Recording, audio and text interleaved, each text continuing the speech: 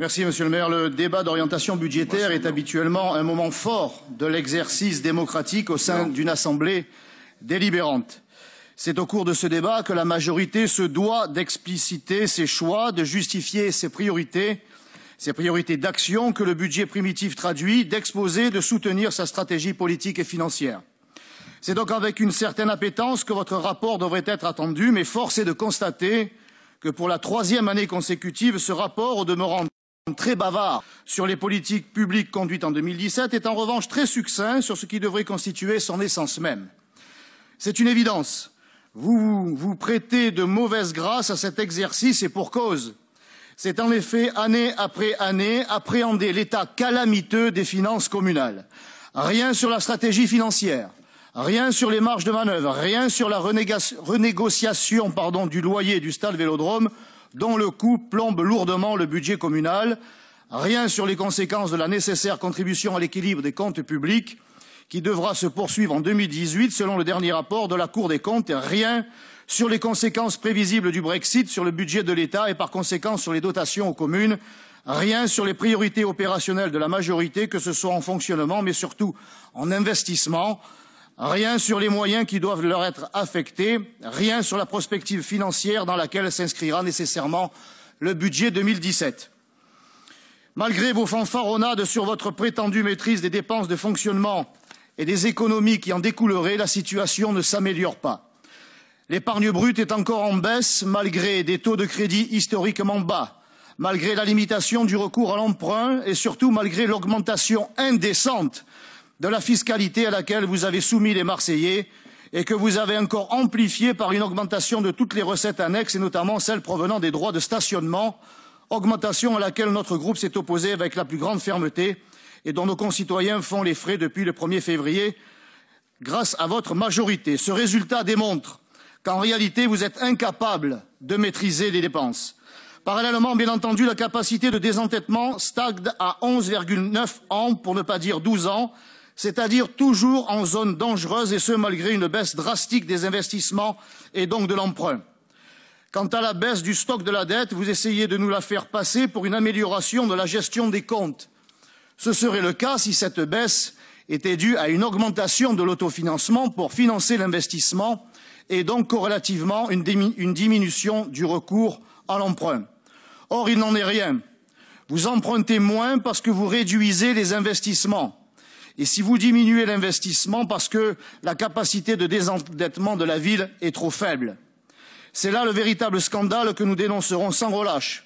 Alors que depuis 2008, vous n'avez pas cessé d'augmenter les impôts d'une manière confiscatoire, les Marseillais ne doivent même pas espérer que ce racket serve à satisfaire leurs légitimes besoins.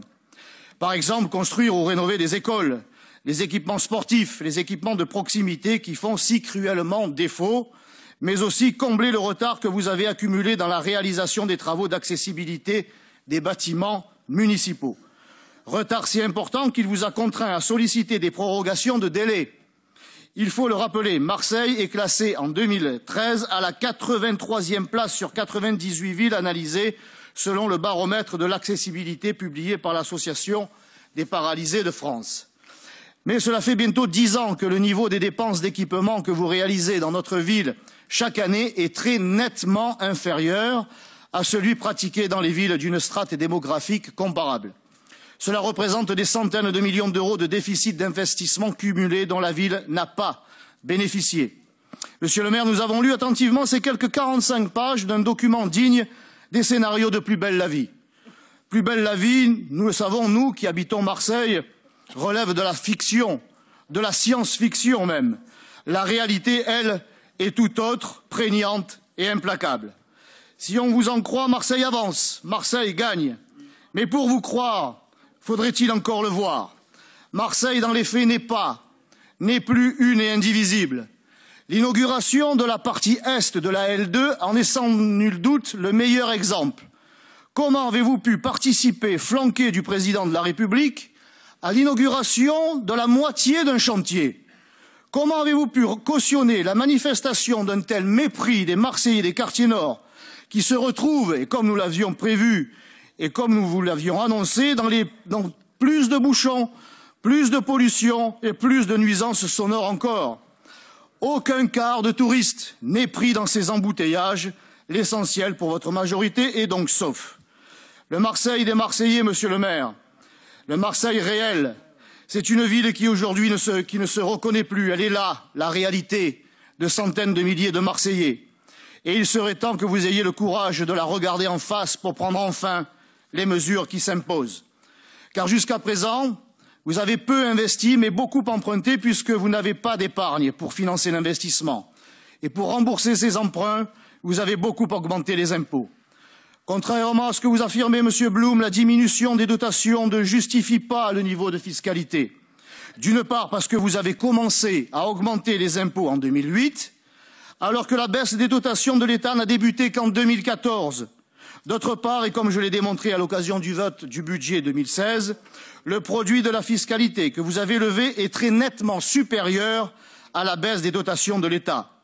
Vous ne pouvez pas, Monsieur Blum, comme chaque année, faire porter la responsabilité de votre politique sur les autres.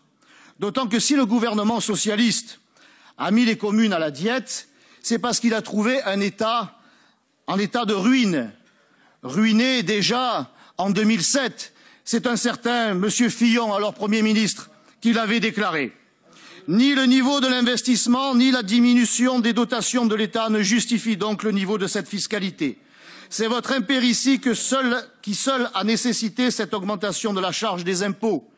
Et elle ne suffit même pas à redresser les finances de manière significative, puisqu'il vous a fallu recourir à la création ou l'augmentation de recettes annexes et bien entendu à l'augmentation des droits de stationnement. Quant à la notation A des agences Standard & Poor's et Fitch Ratings à laquelle la ville est soumise pour pouvoir accéder à certains marchés financiers et dont vous vous gargarisez, elle apprécie une situation de qualité moyenne supérieure et n'a qu'une portée strictement et exclusivement technique. Elle prend simplement acte du fait que la ville a pris les mesures nécessaires pour continuer à honorer ses engagements, c'est-à-dire augmenter les impôts et baisser le niveau de l'investissement. Elle n'apprécie en rien la qualité politique de la gestion, notamment si celle-ci est de nature à satisfaire les légitimes attentes et besoins des Marseillais. Standard & Poor's, après avoir constaté la disparition des marges de manœuvre financières de la ville, résumé dans un communiqué de presse en date du 18 avril 2016, nous estimons que l'économie marseillaise reste moyenne en comparaison internationale.